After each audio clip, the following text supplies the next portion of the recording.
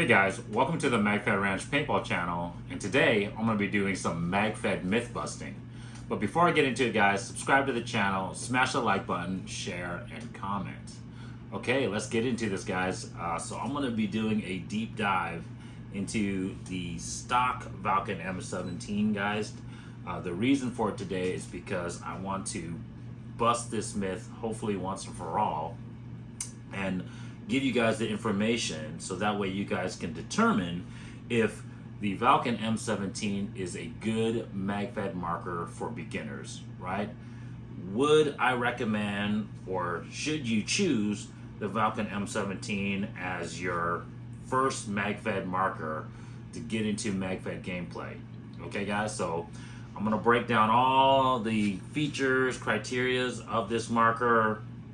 As you guys can see here, what I have on the table, all of its, supporting components as well too, to get playing, to start playing in Magfed, guys. And so hopefully that'll answer the question for you guys out there, whether the Valken M17 is a good beginning Magfed marker or not. Now, real quick, what you see here in the center, the 119 round magazine, the Valken M17, with the factory 7.5 inch smooth bore barrel, iron sights, buttstock with their guide rod, guys. This is the buttstock that came with the marker. This was all included in the package when you purchase an M17, guys. Go check out that video where I do the unboxing of the M17, okay? Now, the only thing that it doesn't come with, of course, is the air tank. Okay guys, so I have installed a 13 CI First Strike air tank here with their low profile regulator.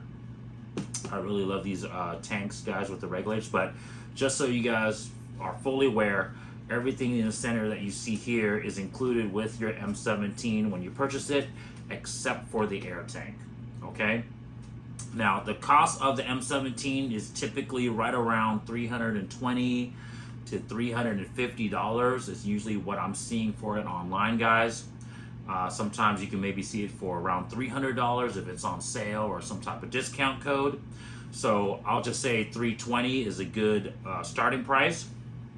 Now, if you add the air tank into that cost, so that way you can actually start using the marker, right? You can't shoot it without some type of air source. You're gonna have to add approximately another $70 to the price of a stock M17. Okay, so you're looking at $390 approximately right off of the bat, just to play, just to be able to fire the M17 out of the box. Okay, guys, so $390. And I want to start with that, guys, because let's talk about cost, right? Because that's going to be a huge variable, right? Huge metric for most beginning players out there is cost, right? Do I really want to invest a lot of money to try Magfed paintball, especially if I found out that I don't like it, or it's not what I thought it was, and maybe it wasn't for me, right? So I think $390 is very competitive with all the other Magfed markers out there, guys, in terms of just having a marker with a magazine and an air source that you can play with. For example, the T15 from First Strike is starting out at $600. Of course, the EMF 100 is starting right around the same price. Typically, I see those going for around $550, right? So right off the bat, you're already saving $150 to $200 compared to the other, I guess you could say, well-known or common Magfed marker choices out there. Each one has their pros and cons, guys, but obviously when it comes to cost, the M17 is the clear winner. Now, that being said, the T15 comes with 2 magazines out of the box. Guys, go check out that video where I do the unboxing on the T15, but the T15 does come with the air tank and 2 magazines. So if you add an extra magazine right off the rip with the M17, that's an additional $30 approximately. So $390 plus $30, you're looking at approximately $420. So $420 versus $600 for a comparable setup when you're comparing it to the T15. And then of course 420 versus 550, you know, for the EMF 100. So regardless, guys, you're looking at about 130, right, to $180 savings compared to the two more other common markers out there. Okay, so M17 definitely the more affordable choice out of all those three options. Now let's talk about some of the supporting products, and of course products that you're going to need, if not want as well, to play, right? So some of these are obviously necessary components, and for you beginning players out there, if you don't have your gear already, you know, from playing hopper fed paintball, right, you're going to need to get these. So I just want to let everyone out there know that if you're getting into Magfed paintball and you don't have some of these gear already, you're gonna have to add that to the cost. So for example, the goggles, everyone that plays paintball typically has a goggle setup, and definitely you can use that. You don't have to buy a specific goggle setup to play Magfed like I'm gonna recommend here, but ideally, if you don't have a goggles already and you want to get into Magfed, you definitely want to make sure that you select the right goggle, and it's one that has a low profile or flexible cheek guard like this Push Unite that I have here, guys. And so you can see here that the cheek guard, although it is protected, is very flexible. Okay, and obviously the goggles are super nice, guys. The lens are anti-fog, very clear. The goggles themselves just look super cool with the red reflective lenses and kind of the multi-cam thing. Just a really high quality goggles, guys. So any high quality goggles, whether you get a Push Unite or a Dye i4 or i5, is going to run you at least $150 to $200. So let's say we max out our budget at $200 to get a really nice set of goggles. You're adding $200 to that $420 initial price, right? So that's at $620 already. Now, of course, if you already have your own goggles, obviously make sure you delete that. But the reason for the soft cheek weld, guys, is because I've talked about this in previous videos, other videos, but it's when you go to shoulder your marker, and because the buttstock on a paintball marker houses the air tank, your cheek weld is going to be sitting a lot higher.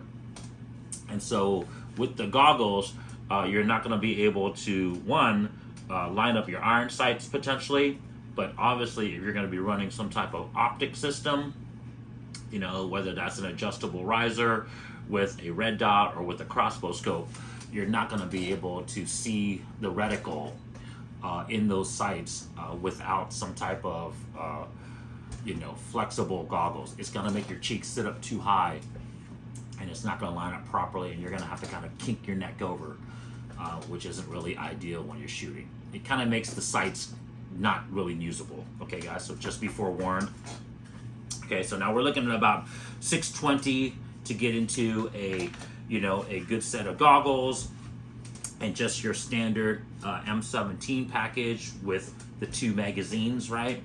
Now, if you want to add 2 more magazines to that to create an actual decent loadout, I suggest minimum 3, but ideally a good starting point, guys, is 4 magazines to play with.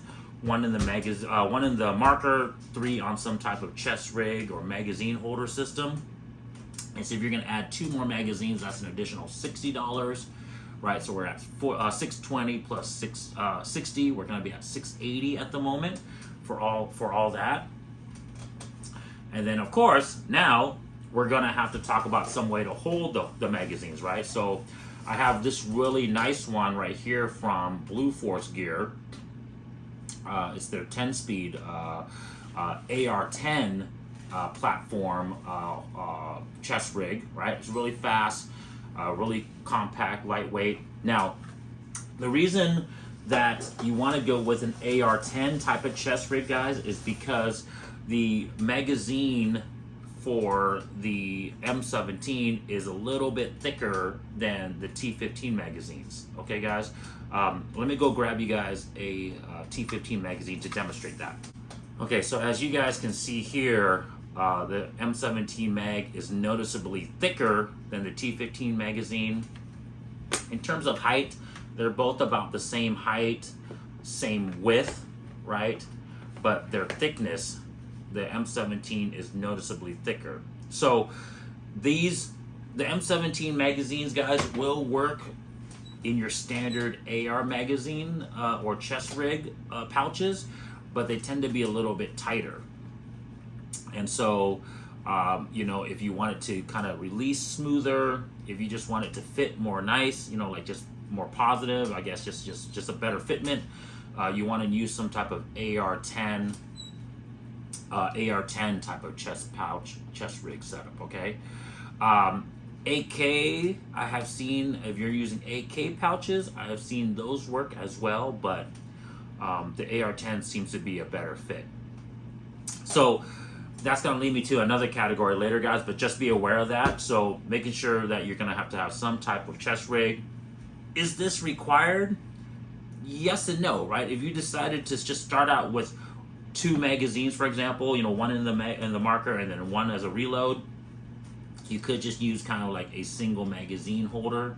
You don't have to run with the 3 chest rig setup, but I just think this overall is just a long-term great solution that you should get right off the bat. And these things aren't that expensive, guys. These little lightweight chest rigs like this, you typically can see them for, you know, some brands I've seen as low as $40. This one I know is roughly about $60 to $70. And so for, you know, $680, we're looking approximately $750 now if you add the chest rig to it. Now, another supporting item that you don't need required, but it definitely would be a bonus to have, is some type of dump pouch. So instead of having, when you go to do your reload, right, this is on your chest, and instead of having to, you know, do your reload, right, load a new one in the marker, and then having to kind of stuff the other, your spent magazine back in, which could be time consuming, right? Although not, you know, undoable, it would be faster if you just have it on, you know, you have some type of dump pouch attached to your waist, your battle belt, and you literally just flip this up, throw it in there, close it. It's a lot faster out in the field, especially, you know, if you're obviously engaged in some type of firefight, right? So this is not a required item, but definitely recommended. So this is gonna add about another $30, you know, $30, $40 sometimes, a high side. So you're looking at $750. We're looking at about $780 to $790 now for the total package price, okay? And guys, take it what it is. Obviously, like I said, if you have goggles already, go ahead and delete that $200 price range out of there. If you don't want to use the some type of dump pouch, you can delete the $30 or $40 off, right? So you're looking closer to 780 minus 230, right? You're looking closer to 550, right, for overall package price. So definitely can get into Magfed paintball for right around 550, 600 bucks, right? But if you want to have all the supporting cast and be able to play it efficiently, that's going to be what you're looking at. And we still haven't even talked about optics, right? We still haven't even talked if you're going to want to run some type of red dot or some type of scope, right? Like some of the markers I have back here. If you're going to run the riser with some type of crossbow scope, you're going to be looking at approximately another $250 to $300. And so now with the overall package price, you're looking really close to $1,000 or slightly above $1,000 just to play, right? So hopefully that helps you guys who are looking into Magfed to kind of determine the cost that you guys will be potentially seeing, just to take into account that could be your budget once you start adding all the different accessories. Now, let's talk about real quick. Let's talk about clothing. You obviously don't have to go get the whole multicam gear setup, guys. You guys can definitely just rock jeans, t-shirt, rock jeans and a flannel, pull the whole freaking, you know, contractor, you know, suburban, look. So I would recommend that. Or if, of course, if you already have your paintball clothes that you have, that can save you as well. Okay. So cost, definitely, I think The cost is a winner. I put that as a win for the M17 because it's going to be one of your more affordable options. It's going to be, like I said, about 150 to 200 bucks less than the comparable Magfed options out there. Okay, all right. Next on my list is going to be reliability and maintenance, guys. So the M17, by and large, is super reliable. Where it has its criticisms is unfortunately also what makes it one of the better Magfed markers, and that is the heat core system, guys. I've touched about this on my other video, but there's an inherent air leak with the heat core system. It's a blow forward system, and so it requires a little bit of pressure to set the bolt, and because of that, that air pressure slightly leaks through the O-rings that are in the heat core assembly / bolt assembly. Guys, go check out that video, but in essence, you're typically gonna lose all the air in a 13 CI tank approximately half a day. About 13 to 15 hours, you're gonna lose all the air in it. Now, will that matter in a quick gameplay, right? If you're just going out in the field and having a quick, round of team elimination or capture the flag? No. But for a long all-day event, right? Maybe scenario event, that could be an issue, okay? But in terms of having enough air efficiency to fire 4 magazines, your loadout of 76 rounds, more than enough, right? It's just the time frame, and then of course, obviously, if you're gonna potentially shoot more than 4 magazines, if you plan to go full auto with the marker, because this marker does come with full auto capability right out of the box, which I think is hella cool. That's an extra $250 cost on the T15, for example, where on the M17 you get it for, in essence, for free. But with the full auto firing, it's gonna waste a lot of air. So just be aware of that for fun. But I really wouldn't recommend playing with it. But like I said, that's kind of where the reliability ding would come from, would be just the air inefficiency of the heat core system. But in terms of just reliable firing, rugged body design, rugged, obviously the way it's built, definitely reliable marker. And then of course, as you guys are aware, I always put it into the context of using first strike rounds. Now, I'm going to talk a little bit out of character for this video because, a lot of beginners getting into Magfed might not want to play with first strike right off the bat. So this marker works great with just regular round balls well too, guys. And of course, like I said, for whatever reason, if you did want to attach a hopper to play it here with a hopper, you could. Although, I think with hopper play, the air inefficiency problems of the M17 is really going to be an issue because, it's not going to be able to fire as many rounds with a hopper, right? Because typical hoppers are going to be 150, 200 rounds. If you're firing full auto, if you're just using a little small 13 CI tank, you're probably going to run out of air before the 200 rounds is up. If you're going to do that, I would probably recommend the air through buttstock option and then use some type of remote tank setup, okay? All right, but in terms of first strike capability, 4 magazines of first strike, 76 rounds of first strike, the air efficiency is more than enough. The reliability, like I told you guys, this is definitely one of the more reliable magazines out there for first strike. So highly recommended for first strike use. Okay. Last thing on the maintenance and reliabilities, guys, is to me a ding on the M17, and it's just the way the marker is disassembled. As you guys can see here, it has a bunch of Allen bolts that you have to unloosen to remove and separate the two halves, remove the magazine well. The heat core system comes out really simple. It just, you remove these 2 cotter pins right here, and then the 2 bolts slide out here, and literally the whole heat core system comes out. And that for itself is very easily maintained, guys. There's only a couple O-rings in there that you need to lube occasionally. So the heat core by and large itself is very reliable, but the disassembly and reassembly of the M17 can be a little tedious. So you know, if you for whatever reason gets a paint break, or you just get dirt or debris in there and you need to clean your marker, it's not as easy as the T15 to disassemble and reassemble.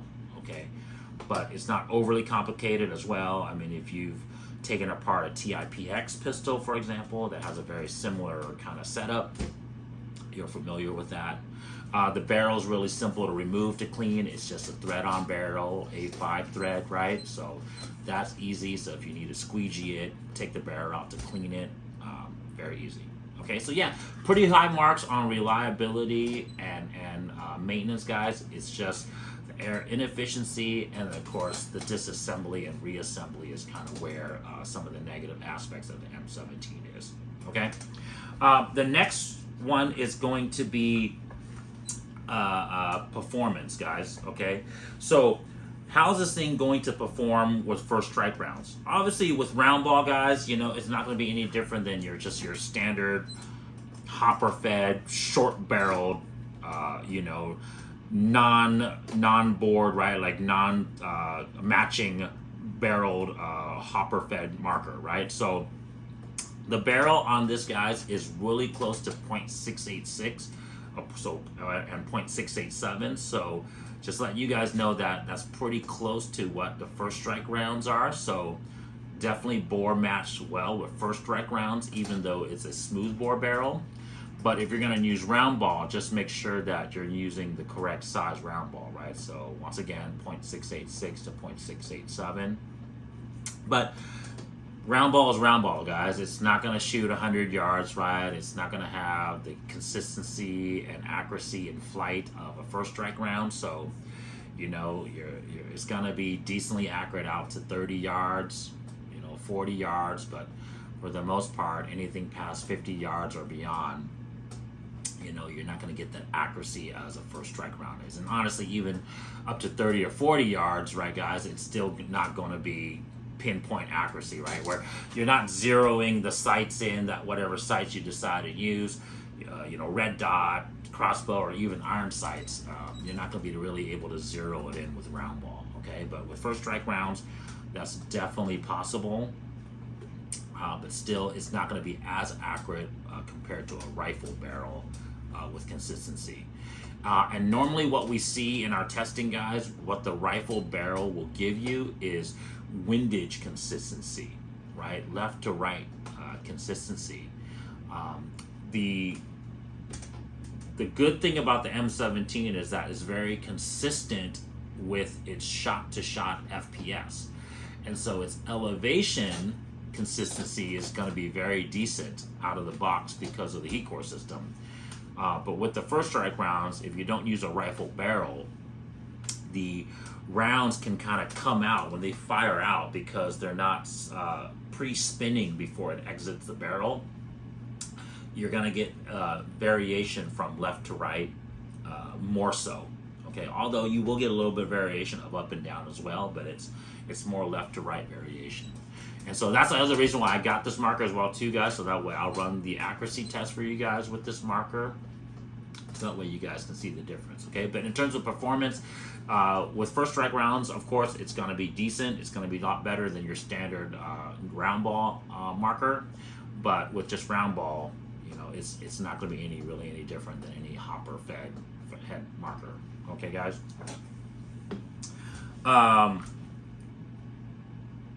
Efficiency is decent, like I said, guys. It could be a little bit more efficiency, but with a 4 magazine loadout, you should be totally fine there. Okay. This next one is going to be adaptability in the future. Okay, and a little bit of also compatibility. Let's talk about that. So the M17, because of the way, like I said, it's going to come back to kind of bite and hurt it, because of the way it's disassembled and reassembled, the way the handguard is attached to the receiver of the body of the receiver with this kind of little Y-shaped metal retainer here on both sides, it's not very compatible with a lot of AR accessories. And because it's more designed after an AR-10 platform, guys, so it's a little bit bigger in frame and body than like an AR-15, like the T-15 is. There's going to be less accessories out there for you to be able to use on your M17, you know, to get the different looks that you want. Now, with the right handguard adapter and then with the right handguards, of course, you can get like a lot of different AR-15 handguards to work. But in terms of like the magwell, right, in terms of, you know, the body of the marker here, you know, it doesn't really resemble a real one-to-one AR-10 or AR-15. And like I said, even with the handguards, you know, without the barrel adapter and stuff like that, you're kind of a little limited in terms of the looks that you can do, because it patterns more after an AR-10 rifle, okay? Adaptability is next, right? So if you wanted to modify this and scale this for future use, okay, so yeah, it's highly adaptable. Probably really close right there with the T-15. That's why we love this marker so much, right? You can get the different length rifle barrels. You can get the different handguard like we have here on our M110 clone or our Mark 11 clone, right? SR25 or our SDMR clone here, right? You can get the different handguards to fit, but there's just not as many styles, if you will say, right? An AR-15 has so many different clones that you can build, right? A Mark 18, Mark 12, right? M27, you know, URGI, freaking Honey Badger. There's so many different clones that you can do with an AR-15 type of platform than you can do with an AR-10 platform. So that's just something to be aware of. But yes, in terms of just being able to modify it and change it, use different red dots, different scopes, highly adaptable, okay guys? So yeah, it definitely can grow with you. So as a beginner, don't be scared that this marker couldn't grow with you over the years, right? If you enjoy playing with round ball, and then you know, and you say, hey, cool, I like the Magfed gameplay, I like reloading with magazines, you know, I like the milsim tactical aspect of, you know, carrying a magazine, a vest, and a dump pouch, and really getting into the whole Call of Duty style of gameplay. I love that. Now I want to transition to using first strike rounds so my marker is more accurate. I can, you know, reach for targets further out because the distance gets improved. The M17 can do all that for you guys. It can scale up with you. And then of course, like I said, if you want to run a different optic so that way you can see, you know, engage and identify targets at a further distance with a magnification.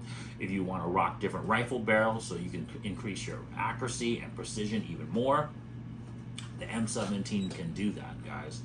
So yeah, you know, if you look at the metrics of cost, you know, reliability and maintenance, performance, and then of course compatibility and adaptability, guys, the M17 is really hard to beat as a beginning marker for someone trying to get into Magfed paintball. Okay, so hopefully that dispels the myths. Hopefully that gives you guys a lot more information out there in terms of, you know, whether you want to choose the M17 as your first Magfed marker. Guys, if you guys like that video, subscribe to the channel, smash that like button. Check you guys next time. Peace.